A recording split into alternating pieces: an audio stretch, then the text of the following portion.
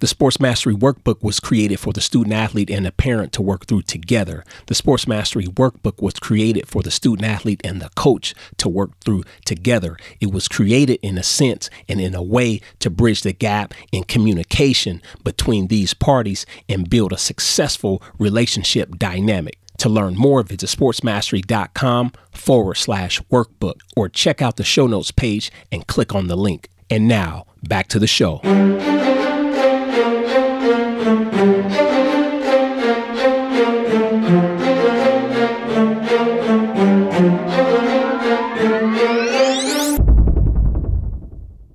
Welcome back to the show, ladies and gentlemen, boys and girls, heroes and villains. I'm your host, Deshaun Fauntleroy. I know your time is precious, so we're going to get right into today's show. If you've been following us for the last couple of weeks, you know we've been discussing Last Chance U, the Netflix documentary that follows two different community college football programs. The first two seasons were in East Mississippi at East Mississippi Community College, and now they're in Kansas, in Independence, Kansas, following the Independence Pirates. In today's episode, we're going to have some bullet points and some objectives and some key words. And some of those words or bullet points or themes of this presentation is Rivals Week, pressure, cognitive dissonance, competition, and life lessons. Now, as we get into episode 3, you can see at the beginning they're going into their third week where they're 1-1. They're going up against Garden City, the defending national champions. Coach Brown coached at this community college. He fell out with the head coach. Some of the players that he helped recruit to bring to Garden City left with him to go to Independence. So as you can see, it's very intense. Now, I remember playing some semi-pro football, playing with the Portland Thunderbolts, and then transitioning to the Puget Sound Jets up in Seattle. What that Rivals Week was like. It's very intense. If you've had serious rivals in life, I don't care what the sport is, you know that it's a different week. You pretty much, for all practical intents and purposes, you hate that team for the 7 days leading up to that event. Again, I have Leland Johnson joining me on the show. Leland, what are some of your thoughts or some of your memories going into Rivals Week against a particular opponent? Oh man, you just can't. You can't get it off your mind, man. It's, you got butterflies in your stomach. You know what I'm saying? Depending on what type of athlete you are, you just can't wait to get to it. Some guys don't want to get. They don't want to see the field. You know what I'm saying? And you know it, but those who do, you like yourself and myself, man. We used to chomp at the bit. I remember when we was playing for the national championship. We could hardly sleep, man. We was up early in the morning, getting workouts in at times that 2 hours earlier than what we usually would. We was ready to go, man, and that anticipation showed in the game because if I am mistaken, both of us had very, very good games, and we walked away with a national championship. Yeah, and yes, we did. And this is in reference to a semi-pro football national championship. And I like to bring this up because we played with the Oregon Thunderbolts, and like I said before, we left and transitioned to the Puget Sound Jets up in the Seattle area, and we went to a national championship with the Bolts, lost it, had some falling out with the coaches. And when we played them, every time we played them for the next 3 years, I want to say we made it a point. One, we never lost to them, and we kicked their ass every single time. So it was a very intense moment. And what I appreciate about our head coach, Ken Austin, at the time, whenever you played your rivals or a team you used to play for, he made sure that you were prepared and you were going to start against that. You would really have to screw that up. And that's one of the things that we always chomped at the bit. And if you're a former Bolt listening to this, y'all never beat us between 99 and 2001. But nevertheless, it was heated going into week 3 between the Independence Pirates and the Garden City Broncbusters, and you could see the intensity. What are some of your initial thoughts on that, Leland, as the episode starts to unfold? No, I mean, you know when people say your team starts to take on the character of the coach that week. That week, I don't know whether the coach was taking on the character of the team or the team was taking on the character of the coach. Hey man, from the coach on down, it was heated and it was ready. I could feel his intensity. I could feel the coach. Every time, a couple of times he said, "I should have knocked his motherfucking ass out." when he encountered him, and it was so funny because I can understand his intensity. I really can, man. Yeah, and we're definitely not condoning fighting with your coaches. Let's not get it twisted. But relationships do happen. Things do spiral, and like Carlos said in his best way, man, you have two alpha males, and for some reason they just couldn't get along. Yeah. He has stated. He said, well, one has his way of doing things, and the other has his way. And the way what it sounds like,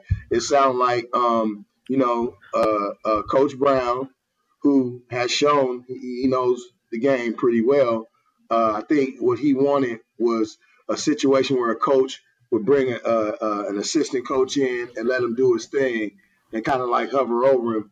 But I think Coach Brown just didn't have the control, or he wasn't able to do some of the things he wanted to do with that offensive unit. And just like any,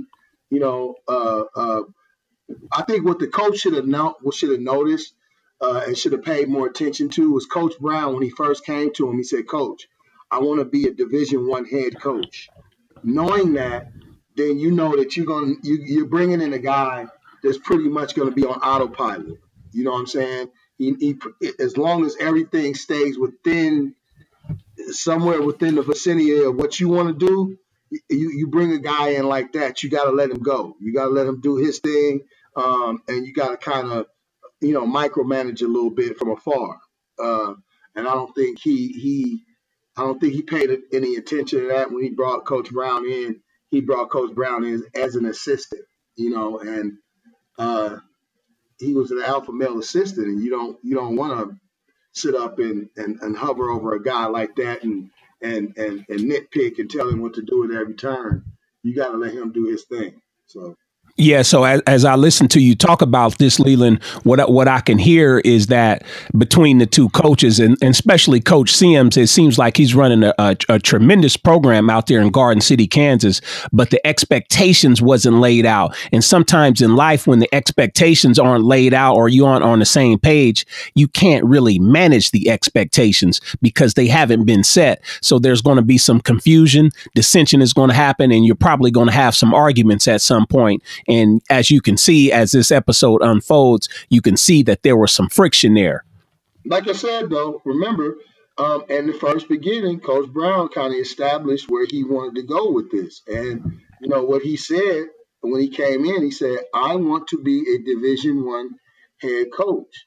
So someone with that as a mission, that's an alpha male guy. That's the guy that wants to be in front. That's the guy who wants to be in charge. But he also understood that there were some things that he had to learn along the way.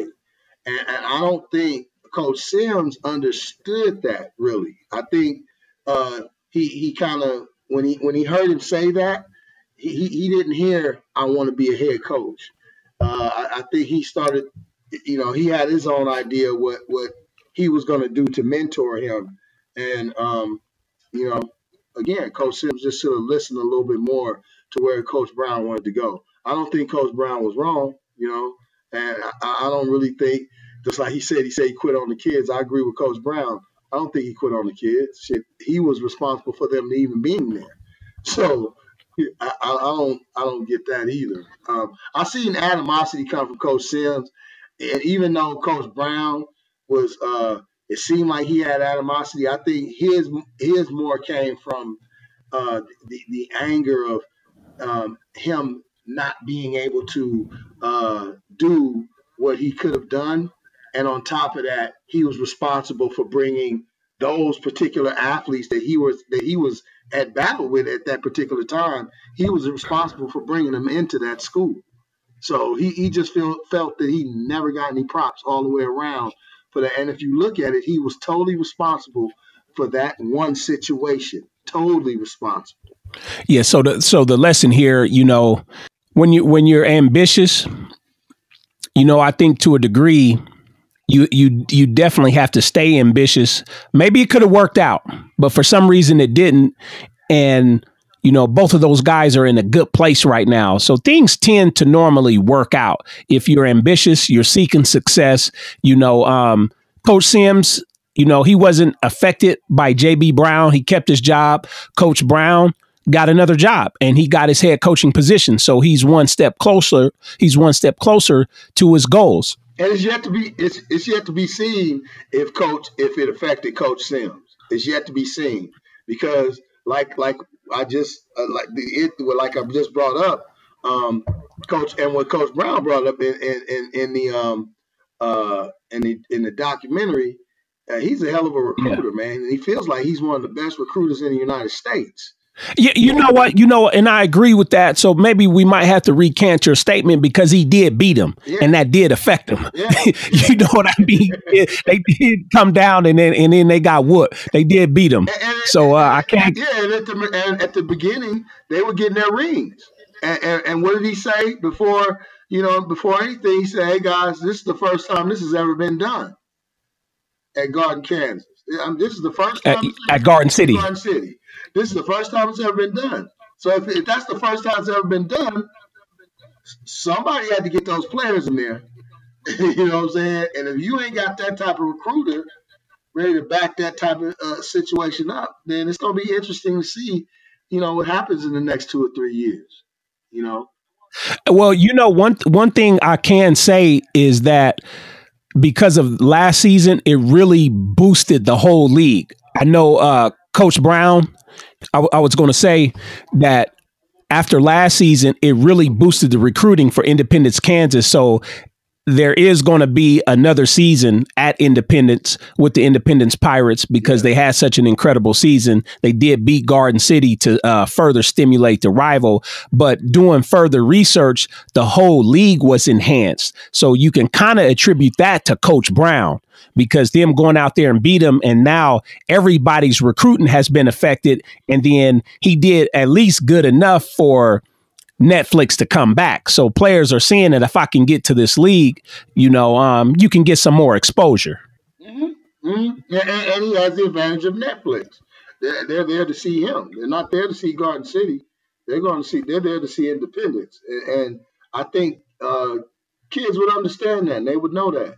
So you know, where that camera is and where it can bring some attention on them, and you know, the attention brings, you know, what they want other schools noticing them and getting their dream of living out their dream of being Division I basketball or football players. You know, whatever it takes, kids are willing to be in that situation, as you can see, to you know, get to that next level. You know, whether it be for the right reason or wrong reason. Yeah, and that's what I was saying before. Because of the work that Coach Brown has done thus far, you can see his effects in a positive way with the whole league.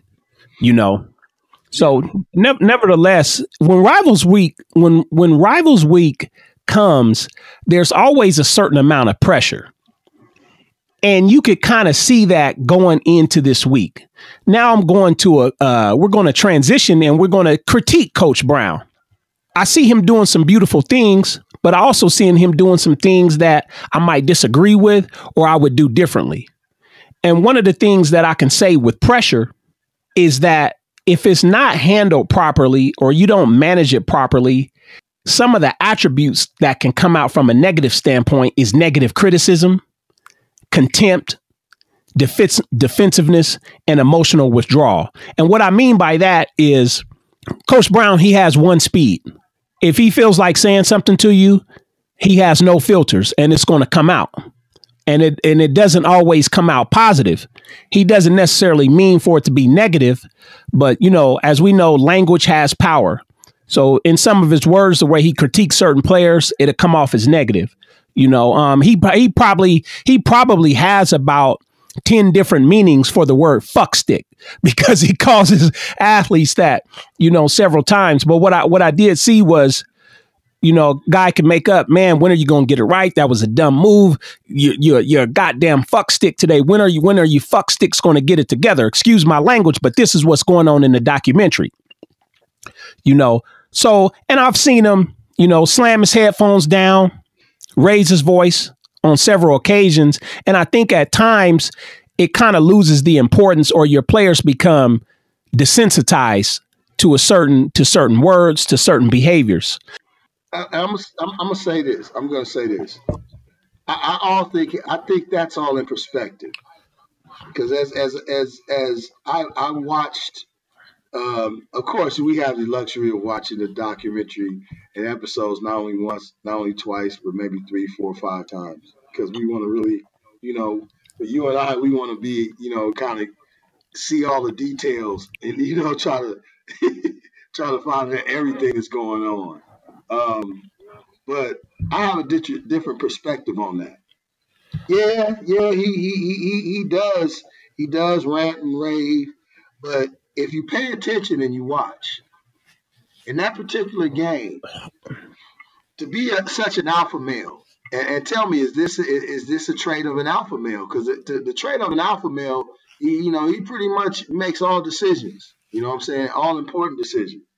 And at one point in that game, a player walks up to the coach on the sideline and says, hey, coach, why don't we just kick it and take the safety, and then it puts us in a better position when we kick the ball off. Now, if he was a true alpha male, he would have said, get the fuck out of my face. I got this. And he's done that before. But in that one situation, he listened to what the player said. He actually went along with the player's decision. There was another situation where his coach was telling him, hey, coach, don't pass the ball, run it. You know what I'm saying? Let's run this clock out. He turns to the coach and says, shut the fuck up, I got this.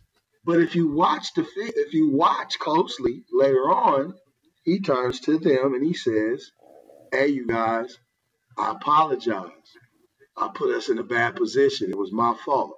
So, and we'll talk about this, and it was in another situation where he threw down his headphones and the coach picked him up and he threw them at him, and they almost got into a fist fight. You know what I'm saying? Where the dude flinched at him and everything. But again, he turned around and was man enough to say, hey, man, my bad. And he's letting everybody know, in the heat of fire, I might say anything, but please don't take it personal. And basically that's what he said. So anyone that I can navigate in that terrain. I can navigate in that terrain. And if you remember, he said, I come from a place where you got to have tough skin. And the cold part about that is that's becoming not a normal thing because of the way, things are in society, the political correct way we have to be in society. So having people with tough skin, probably in the next 10 years, you're not going to have that because people aren't going to be able to chastise and do the things that was done to you and I when we were kids. You know what I'm saying? You do it now, it's like that's an assault charge. You know what I'm saying? When back then it was just a way of life. No, I got you 100%. And where I was going with that, I really feel like there's a balance because you can see at the beginning of that episode, he was getting on Carlos, the receiver that had been with him for a while. And Carlos got it to a point where I don't think he's a kid that you have to cuss out or raise your voice at every single time you talk to him. And eventually what happens is when you get enough negative criticism, you get contempt. And now I'm talking about this from an athlete perspective. You're going to get dudes that get defensive. And what tends to happen is they emotionally withdraw and they say, fuck it, I'm out of here. When I feel like situations like that can be avoided, especially when you're going into an intense week or a rivals week, you got a big game coming up. It's little things like that can affect the practice, which can in turn affect the game. Fortunately, though, they were able to reel him back in because he had a conversation with one of his friends. We talked about this in the prior episode where the kid was like, what are you going to do? you're going to go home. You see how much money your mom put up to pay off these school loans. So, what we're doing is we're looking at both sides of the coin here, from an objective standpoint. And as we look at this, we're looking at ways to get better as coaches too. So it's not like, as we discuss this episode, when we're discussing this episode, we're looking for life lessons, things that can make you better as a student athlete, things that can make you better as a sports parent, things that can make you better as a coach. Let's discuss Miss P, man, because in that episode also, there was a situation when the guys were in the classroom, and of course, the N-word was used, and she expressed she expressed. Now, understand this. I may not feel as passionate as she does about the N-word, and I dig how I really feel why she feels the way she feels.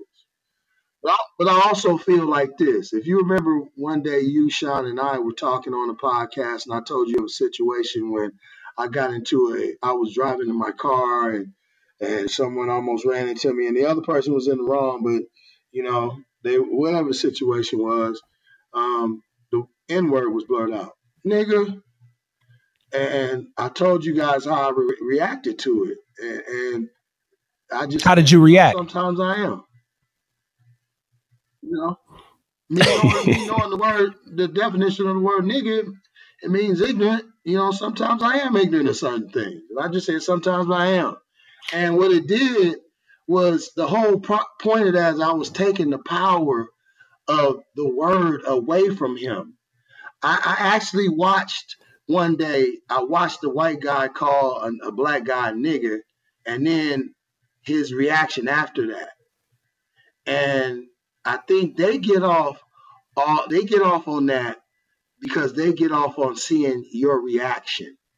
They get off at seeing that it ticks you off. It makes you mad. So just one day after watching that, I said to myself, what would happen if that happened one day? And I actually took the power away from that motherfucker by not even reacting, or reacting in a way he didn't think I would react. And when I reacted like that, you should have seen his face. So just to I want to put this in perspective, Leland, because you were in traffic, and this was, and it looked like you were in the right as far as your lane, and a guy cut you off or something like that, or you was just obeying the street laws, and he thought that you were in the wrong, and it could have been a situation of road rage, and the guy rolled down his window, and he felt that he wanted to use a few choice words, and you reacted in a different way. A totally different way, and because he pulled right up to me, rolled down his window, looked at me, he said nigger, and he looks forward and then turned back to look at my reaction, and I was just in one of those modes. I guess God was in my spirit, and I looked at him, and it came out like an automatic, like a bullet out of an automatic pistol. I said, sometimes I am, and smiled at him, and he looked at me and didn't know how to react. And I just laughed and sped off. Yeah. You know what I'm saying? And ever since then, I you got to understand, we were raised in a time, and we're in a time now where, you could say certain things and people will feel really offended. And when we were raised, was raised under this little riddle. Sticks and stones may break my bones, but words may never hurt me. And that is not used in this society today because people are so sensitive, you know what I'm saying, behind words. And you got to understand that. One of the things that I really liked about her is the kids were talking a certain way in her class, and she just wasn't going to have it from a professional standpoint. And her thing was showing them that I want to guide y'all into society. You guys are more than football players. You don't necessarily have to be a football player to be successful. You don't have to be a basketball player, a rapper, or a comedian to be successful. Her whole thing was saying, like, you could be a doctor, you could be a lawyer, you can get your degree, you can start your own company. And what I really appreciated about her is she took command of her class as a woman. And it kind of reminded me, we've studied a lot over the years as far as, all the major religions, but it kind of reminded me of one of them Buddhist sayings, because she was about right thought, right action, and right speech. And around her, you were going to speak a certain way. And her whole thing was, she was a great real world example of somebody that was really there to help the kids matriculate. Yeah, she was. I'm not taking that from her. I just think you can emphasize and put too much power in something, and that's wasted energy. You know what I'm saying? So, I mean, I can understand how passionate she was, but I think maybe you could teach them. It would serve them better to understand that that word is only going to hurt me if I give you the power to let it hurt me. You know what I'm saying? Um, I just see it that way now, especially being in a time of where we are today. Because you could see it even got her emotional. At one point, she was like, "Don't say that word in my room." You see what I'm saying? And if you take that power away from them, all of a sudden they stop using that as a weapon. I've been sitting back and I've been looking at my folks lately, and I watch them. I watched one situation on a viral video where this woman, her children were dressed in African garb. So one of the ladies in the store, who was a white woman, asked the kid, "Oh, you guys dressed up for Halloween?" And now it was, in her defense, in the kid's defense and the lady's defense, it wasn't October, but the lady asked the question, "Are you guys dressed for Halloween?" So the sister was like, she made her point, like, "Why would you do that? It ain't Halloween. This ain't October." So why would she made her point, right? But not only did she make her point, she went overboard. She kept making her point, kept repeating the same thing over and over again. And here I am, a black man. I'm sitting there watching it going, "Okay, you made your point. Now let it go. Move on." And I was saying that's one of the reasons why I like having you on, because you come with a unique, interesting, and authentic perspective. And speaking, what we're talking about, I want to transition to cognitive dissonance. This is a term. This is the key term for today. And a basic definition of that is the mental discomfort experienced by a person who simultaneously holds two or more contradictory beliefs, ideas, values, or attitudes. And speaking of Miss Pinkert, she was really there for Bobby Bruce. And she was there for Bobby Bruce in such a way that in week 3, he was struggling because the prior 2 weeks, he didn't play that much. I don't think week 1, he didn't play. Week 2, he played a little bit, and then he tweaked his knee. And then from that point on, he was hurt. So he got held out in week 3. And he was like, "Man, I ain't here to be a crash dummy. If I'm going to do this, I might as well go home and just go to the block."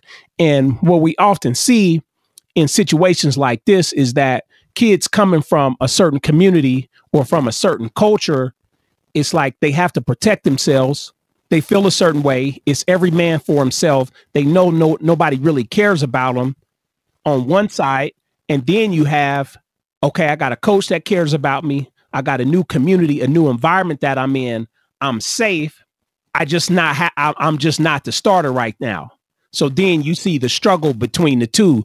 If I ain't going to play, I need to just go home. But when you go home, there's nothing there. So you could see throughout these episodes, he was really struggling with that. And I think within organizations and teams, you have to have people like a guy like myself, you, a Miss Pinkert, a Miss Brittany, that can see that balance, that can see that dissonance, and then construct that energy to the right way.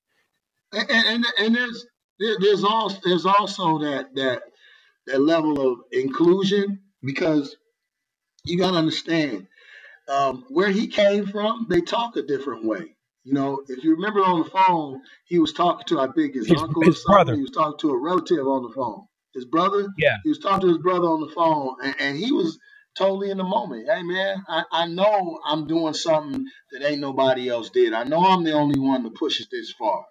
But, man, this shit is hard. I can understand his pain because I remember feeling at Chico State. You know, I went to Chico State at one point. I remember feeling like if I had y'all on, you know, if y'all was on 85th right now, you motherfuckers would really understand life and you know what I'm saying. You guys would understand where I'm from and what I'm about. You know what I'm saying? Y'all in y'all world right now, and I'm not feeling you motherfuckers, but I sure wish I can get you in my environment. I always felt that way, and I can feel him feeling that way. You know, he felt like, you know, okay, I know I'm in a place where it's gonna be better for me, but I'm not accepted by everybody. And because you remember when she said, "I'm tired of you walking around here like you Eeyore, you know, like your head is down," and it ain't so, it ain't that don't come from him being afraid or shy. That comes from him just knowing that I'm in an environment that's different, and these people don't know me. You know what I'm saying? Because they don't know my ways. They don't know where I'm from. The people who know me where I'm from, that you get a good feeling from that. But in the same token, you know that it's not going to be a place or an environment where you're going to prosper. But yet and still, you're comfortable in it.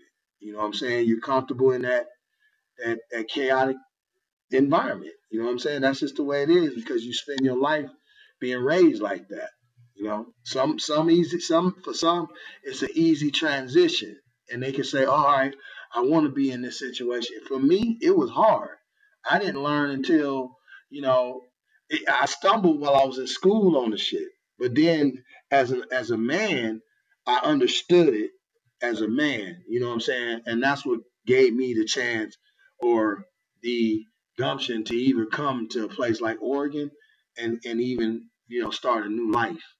Because before I wouldn't have put myself in that position.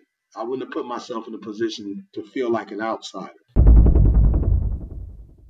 What I wanted to do was, man, is look at competition, because when you look at and we talked, and we'll get to the quarterbacks because we talked about this a little bit in the last episode, but I'm looking at the running backs, and you had Raheem Boyd, that was I think he was a transfer from Texas A&M.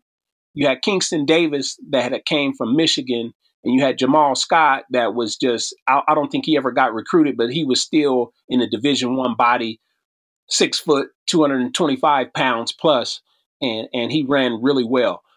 And one of the things that kind of bothered me from early on, once I started learning about Jamal Scott, was that I say Coach Brown, he kind of favored the guy from Texas A&M early on, Boyd. I think he was good. He kind of favored Kingston, and Jamal was like the last to get a shot. But what I liked about him is that he sat back, he waited his turn, and then he got busy, against Garden City. And I really felt like even looking at some of the play calling from an inside perspective of being a running back, Coach Brown, run the fucking ball. Use your backs in the passing game. He had really two tremendous backs. I know Kingston struggled, but when you look at what Jamal was doing and what Raheem Boyd was doing, Jamal should have stayed in the mix. And I think he did, but I think we could have seen more from him. I think that was some of the pressure or just like the politics of, I got to play the kid from Texas A&M. I got to keep trying to give this kid an opportunity from the University of Michigan. And each time, Jamal, he stepped up, and that was, and where I was going with that, Leland, is that the backs, they had to compete. First two seasons, the quarterbacks had to compete, but you didn't put Malik Henry in a position to where he had to compete. And I said before in our prior episode, John Franklin came in all world from Florida State, from the state of Florida, 10-6 guy in the 100, outstanding athlete, and he got to East Mississippi and he had to humble himself. That's one of the things that I really appreciated about Buddy Stevens, the offensive coordinator that they had, the quarterback's coach, is you really had to earn it. And I know you still, in our last conversation leading up to this, Leland, you still had some feelings in terms of episode 3, the quarterback, how he was presented as a leader. or make an attempt to be a leader? Yeah. Again, you can see. I mean, being a coach and also being a dad, man, you cannot take out the parental component of all this. Man, the parental component in this is so important. And you could just see where, I couldn't take myself out of this as a dad. And seeing how Malik would react to certain situations with even though he had a pretty good game this game, it always put me in a bad place because it was like are you rewarding him for bad shit that he's doing? I mean, are you kind of supporting this mentality and this attitude he brings? You know, you know that really bothered me, man. I don't know. I just maybe I'm focusing. I'm focusing on that too much, but uh, you know, I couldn't take my eyes off of his wondering what are people who's telling him what behind closed doors when he's having conversations with people at home. What type of conversations are they having? Because I've had conversations with Coyote and Majid and even though I want to see them win, I realize that taking a standpoint of pointing the finger outward gets you nowhere. When you point the finger inward, it does two things. It takes the threat off the people that you're around, and it helps build your character.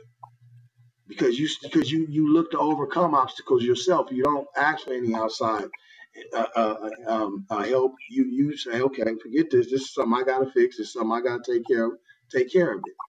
And of course, that's going to make you a better individual in the end. You know what I'm saying? And again, by not pointing the finger outwards, on your way up, you can't be a person that's pointing your fingers at people because the people that are above you aren't going to give you any chances because they're going to go, wait a minute, when's he going to point the finger at me and say that I did something wrong?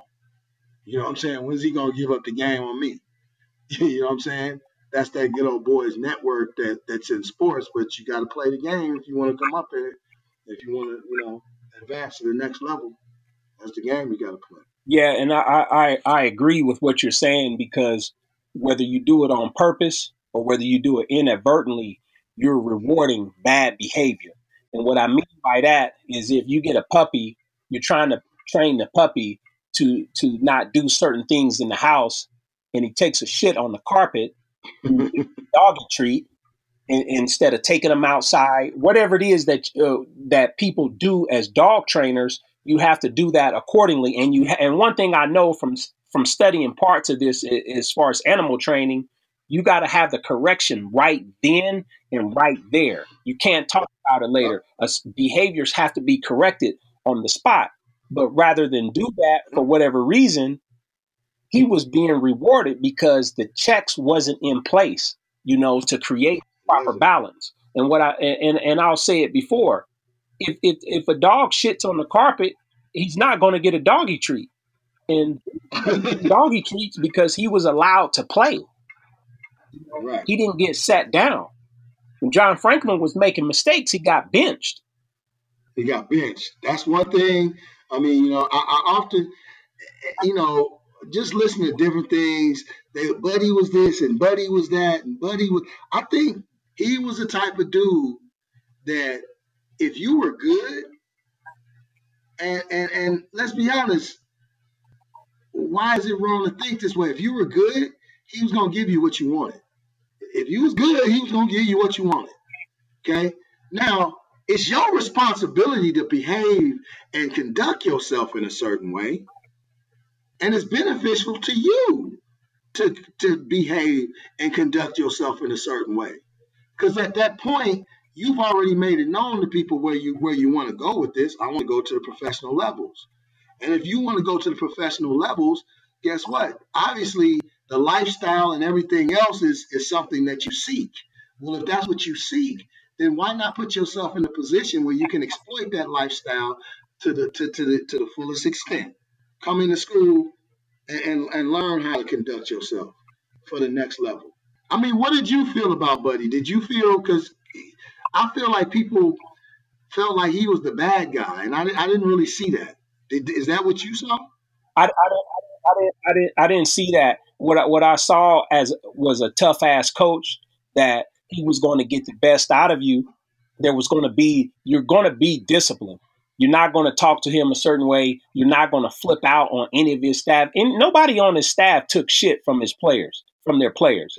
That's one thing that I appreciated. You wasn't going to talk back to those guys. Every now and then, guys are going to react emotionally. They get that.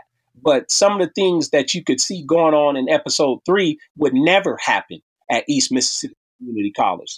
That's just a fact. And like I said, some of those assistant coaches walked around like they were on hypodermic needles, man. You know what I'm saying? Right.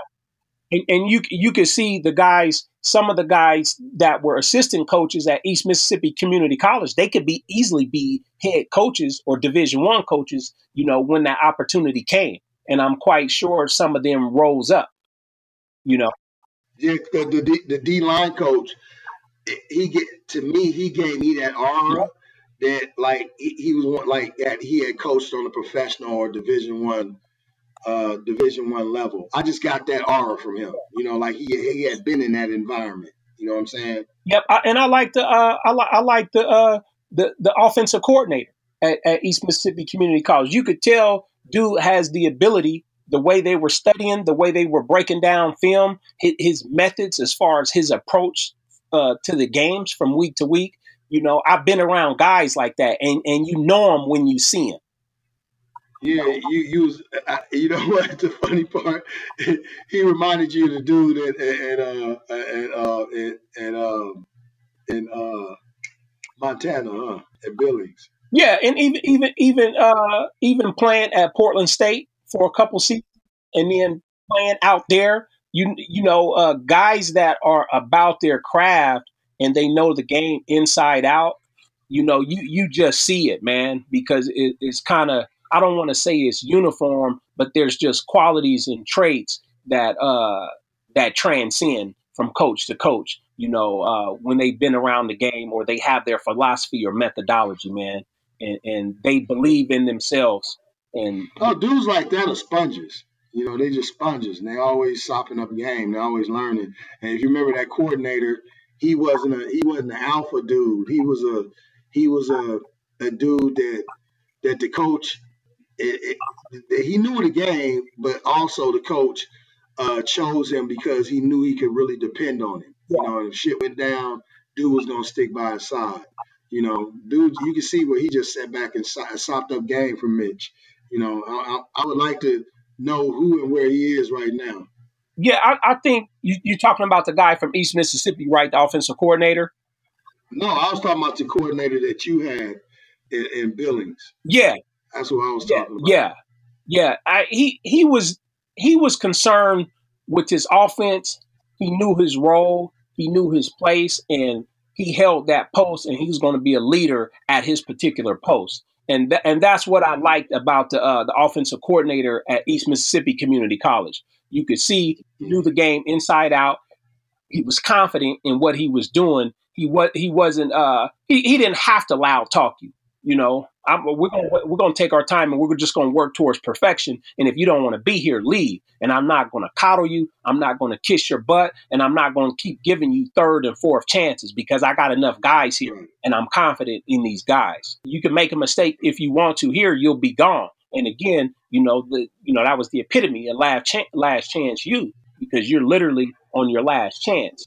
Yeah. Where the other guy, the quarterback's coach, and I guess he was the coordinator.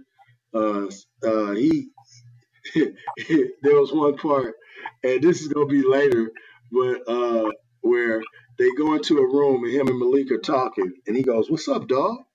And Malik basically lies about an incident that went on between him and the coach, and then he looks at Malik and goes, "Hey man, well, look, dog. I just want you to do this, and don't worry about anything else, all right?" And he goes, "All right." So they come out of the room. He goes over to the coaches, And the coach says, yeah, man, Malik. He said, well, man, I just told him, shut the fuck up. Don't say a motherfucking thing. And right there, I said, okay, see, that's what's wrong.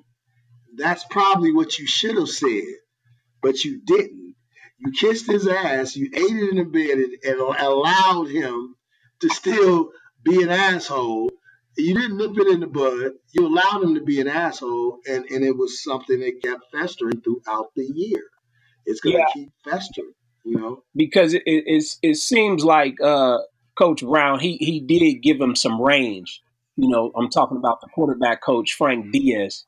You know, I think I hold them really both accountable because ultimately Coach Brown was the offensive coordinator, the head coach. You see the behavior at a certain point. You got to do a better job of managing it. And hopefully they learn from that first episode that you can't tolerate behavior like that from your supposed leader. You know, we've talked about this before as far as quarterbacks being leaders and their importance to the team. And the coach mentioned that, the quarterback's coach, he mentioned that Diaz, that's Frank Diaz, his name. He mentioned that. And one time when he was, his responsibility was making sure certain guys were in class. And one particular time he was walking by Malik. He's like, hey, man, you getting in class? And Malik was like, yeah, I'm going. Yeah, don't be late. He's like, never that. You know, Malik says, never that. And as he walks on and the coach takes a couple of more steps, he goes, see, you shouldn't have to do that with your quarterback. Your quarterback should be in class right now. You know, and he was right.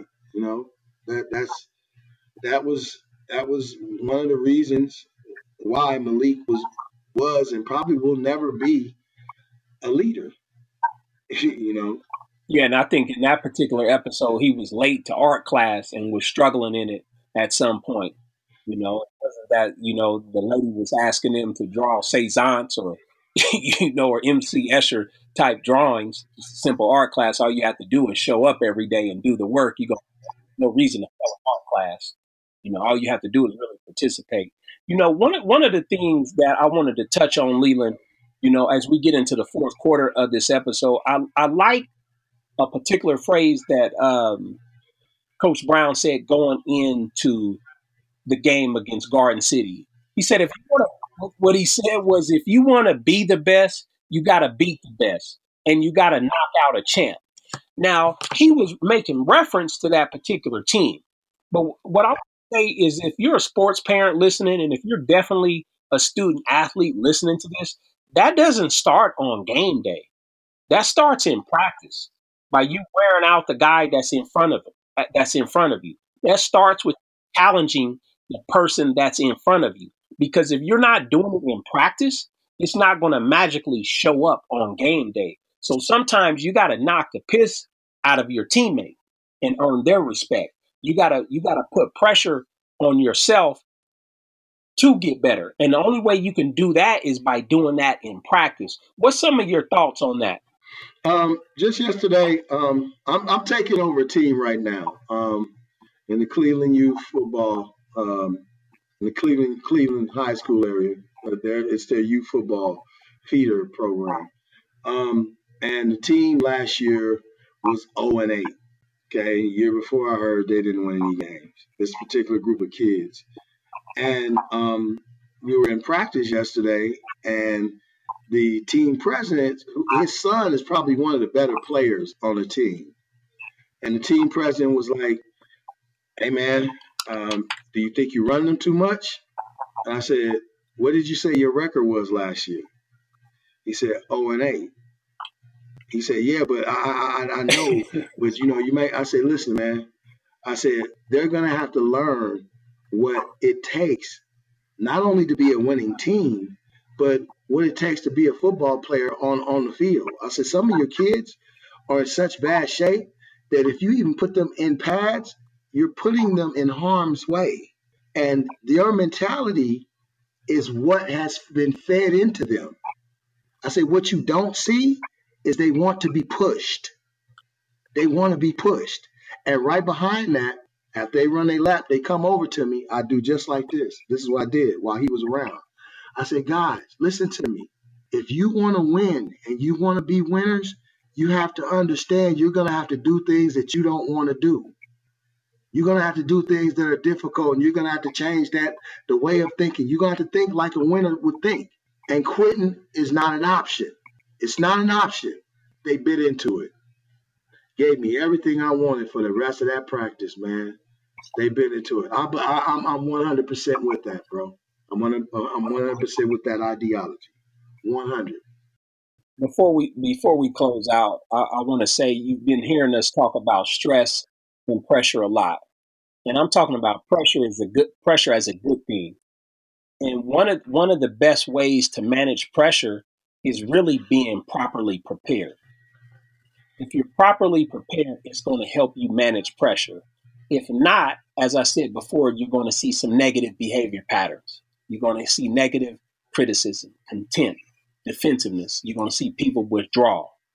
Now, I'm saying that to say this, is that pressure always comes with three common attributes. One, the outcome has to be important to you. It's not pressure if you don't have an outcome that's important to you. And great players, they thrive off pressure. They welcome it. You can name any of the greats in any sport. They'll talk about how they look forward to pressure, how they look forward to the big games. And the second attribute is the outcome is uncertain. You really don't know what's going to happen, but you welcome it. And the last one is really important. The final attribute of pressure is you feel responsible for and are being judged on the outcome. That's just part of the game. If you're a leader, you're getting judged as a quarterback. It's just going to happen. You're the point guard of the team. You're the leader. You're going to be judged, and you're going to have effect on the outcome. There's no difference than you having a 5'10" quarterback on one team, went undefeated as a freshman, went undefeated as a sophomore, and expects to start varsity. Then you have a kid that's 6'2", almost 6'3", transferring in, being heavily recruited. Who's the coach going to start? They both have pressure. So it comes down to, what's that, Leland? Who's prepared? Who's prepared, who understands the situation, and who's going to battle with uncertainty, and who can take being judged. And like you said, you can make a mistake, get criticized, and let it roll off your shoulder. What would you like to close out with, Leland? What's some of your final thoughts on this situation? My final thoughts on episode 3 is, they got past a difficult situation, and in the end, I think a lot was learned. Some of the poignant moments that touched me was when one of his players, him being the alpha male that he is, was one of his players made a suggestion to take a safety in order to put them in a better position to protect the lead or win the game. He went along with that.